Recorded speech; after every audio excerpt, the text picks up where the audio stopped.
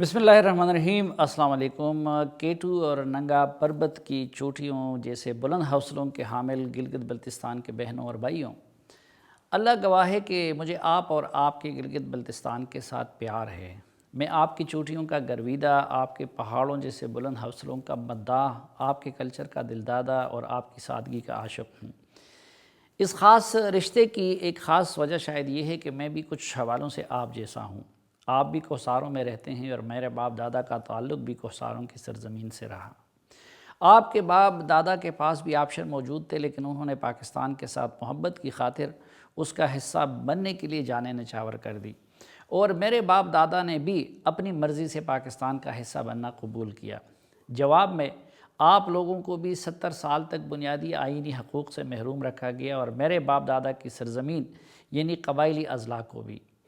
आपके यहाँ भी एक लंबे अरसे तक FCR के ज़ालिमाना कानून को बरकरार रखा गया, और मेरे बाप दादा के इलाके में भी आपको भी पसमानदा रखा गया और मेरी कौम को भी। आपका इलाका भी सिविल व मिलिट्री ब्यूरोक्रेसी की चरागाह रहा, और मेरा इलाका भी।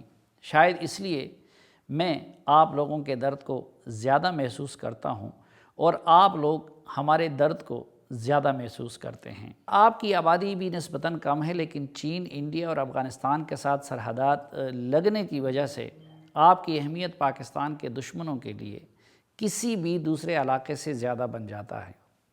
गिलगित बल्तिस्तान पाकिस्तान की शहरक तो था ही, अब सीपेक की शहरक भी बन गया है। जिस तरह सर जंग और वॉर ऑन टेरर के नाम पर पाकिस्तान में खरबों डॉलर आए, लेकिन कबाइलियों और पख्तूनों को उनमें से कुछ नहीं मिला, उसी तरह आप लोगों को भी सीपेक से मिलने वाले समरात ना होने के बराबर हैं। और आप जानते हैं कि इस हक़ के लिए आप लोगों के साथ मैं भी 2013 से हस्ब इस्तिताअत लड़ रहा हूँ। यकीनन आप में से बाज़ को वो लड़ाइयाँ याद होंगी जो आपकी सरज़मीन पर और बाकी मुल्क में मैंने एहसन इकबाल साहब वग़ैरह के साथ लड़ी। मैं एक अदना तालिब इल्म हूँ, लेकिन आप लोगों की कदर और आपकी धरती की स्ट्रेटिजिक अहमियत से बखूबी वाकिफ़ हूँ, और इसलिए गुज़िश्ता 10-12 साल से आपके आईनी हकूक़ और सूबे की हैसियत के लिए हत्तुल मक़दूर आवाज़ उठा रहा हूँ। आप लोग जानते हैं कि वज़ीर-ए-आज़म और उनके वज़रा को आप लोग अब याद आए हैं, लेकिन अल्हम्दुलिल्लाह मैं कभी एक लम्हे के लिए भी आप लोगों को भूला नहीं हूँ। इसी तनाज़ुर में आज होने वाले इंतख़ाबात के हवाले से आप लोगों से मेरी पहली इल्तिजा ये है कि हालिया इंतख़ाबात में अपना वोट वक्ती फ़ायदे या कबायली बुनियादों पर इस्तेमाल करने की बजाय अपनी सरज़मीन की मज़कूरा अहमियत और हैसियत को मद्देनज़र रख कर इस्तेमाल करें। आप संजीदा कौम हैं, आपके मसाइल नहायत संजीदा हैं। मुस्तक़बिल करीब में आप लोगों को गैर मामूली मौक़े भी मिलने वाले हैं, लेकिन गैर मामूली और संजीदा चैलेंजेस भी आप लोगों को उसका सामना करना पड़ेगा। इसलिए मसखरों और ड्रामाबाज़ों की बजाय संजीदा क़यादत का इंतख़ाब करें, जो आपकी रहनुमाई का हक़ उस मुश्किल वक्त में अदा कर सके। दूसरी इल्तिजा मेरी ये है कि झूठे नारों और दावों के शिकार ना हों। मसलन कुछ वज़रा आपके सामने आकर ये झूठ बोलते रहे कि उनके कायद ने फाटा को पख्तूनख्वा के साथ ज़म किया, जो कि तारीख़ी झूठ है। कबायली अज़ला को इब्तिदाई बुनियादी हकूक़ पीपल्स पार्टी ने दिए थे, और मुकम्मल आइनी और कानूनी इंज़माम उस वक़्त हुआ था जब शायद खाकान अब्बासी साहब वज़ीर-ए-आज़म थे। सरताज अज़ीज़ साहब की कमेटी ने अपनी रिपोर्ट में उन अज़ला के लिए सालाना जितने फ़ंड्स देने का वादा किया था, उनका 10% भी PTI की हुकूमत वहाँ पर ख़र्च ना कर सकी।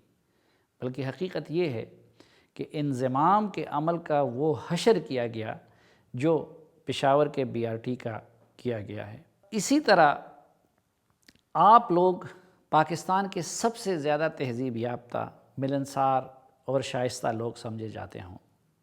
इसलिए मेरी तीसरी इल्तिजा ये है कि उस जमात को वोट दें जो आपकी इन शानदार रिवायात को बरकरार रख सके। गालम गलूच करने वालों اور سیاست میں بد تہذیبی کو عام کرنے والوں سے دور رہیے، کیونکہ آپ کی آئندہ نسلوں کے اخلاق کو خراب کر کے یہ لوگ آپ سے یہ امتیاز چھین سکتے ہیں۔ چوتھی التجا میری یہ ہے کہ ماضی میں بھی دشمن نے آپ لوگوں کو فقہ اور مسلک کی بنیاد پر لڑانے کی سازش کی، اور مستقبل قریب میں یہ سازشیں بہت بڑے پیمانے پر ہونے والی ہیں۔ اس لیے اس جماعت اور امیدوار کو ووٹ دیں جو اس فرقہ وارانہ تفریق سے پاک ہو اور اس خلیج کو پھاٹنے کی کوشش کر رہا ہو۔ جو جماعت یا امیدوار اس تفریق کو ہوا دے، فقہ اور مسلک کو استعمال کرے، اسے ووٹ دینے سے گریز کریں، کیونکہ وہ دوست کے روپ میں آپ کا دشمن ہے۔ پانچویں گزارش یہ ہے کہ آپ لوگوں کا الیکشن کمشنر نہایت کمزور ہے اور پہلے سے حکومت کی مٹھی میں بند نظر آتے ہیں۔ دوسری طرف دھاندلی کے سارے ماہرین پورے پاکستان سے جمع ہو کر آپ کے علاقے پر حملہ آور ہیں۔ ایسے شواہد سامنے آ رہے ہیں کہ آپ کے علاقے میں بھی وہی کام کیا جائے جو 2018 میں باقی پاکستان کے انتخابات میں ہوا تھا۔ اس لیے صرف ووٹ ڈالنے پر اکتفا نہ کریں، بلکہ اس بات کو بھی یقینی بنائیں کہ آپ لوگوں نے ووٹ جس کو ڈالا ہو، کیا وہ ان کے حق میں گنا بھی گیا ہے یا کہ نہیں۔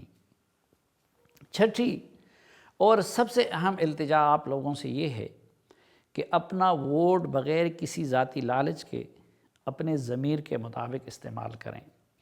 جس پارٹی کو اور جس امیدوار کو چاہیں ووٹ دے دیں، لیکن جو لوگ لوٹے بن کر انتخابات کی خاطر پارٹی تبدیل کر چکے ہیں، ان کو عبرتناک شکست دے دیں۔ بے وفا اور ضمیر فروش لوگ آپ جیسے وفا شعار لوگوں کے دامن پر دھبا ہیں۔ یہ کلیہ ذہن میں رکھیں کہ جو امیدوار اپنی پارٹی اور لیڈر کا وفادار نہیں، وہ آپ لوگوں کا بھی وفادار نہیں ہو سکتا۔ جو شخص مشکل وقت میں اپنے نظریے اور قیادت کے ساتھ کھڑا نہیں ہو سکتا، وہ مشکل وقت میں آپ کے ساتھ بھی کھڑا نہیں ہوگا۔ لہٰذا جس بھی پارٹی کو چاہیں اور جس بھی امیدوار کو چاہیں ووٹ دے دیں، لیکن جس نے بھی پارٹی تبدیل کی ہے اور جس بھی پارٹی میں گیا ہے، اسے عبرتناک شکست دے دیں، تاکہ آئندہ کے لیے کوئی بھی اس بے شرمی اور بے غیرتی کا ارتکاب نہ کر سکے۔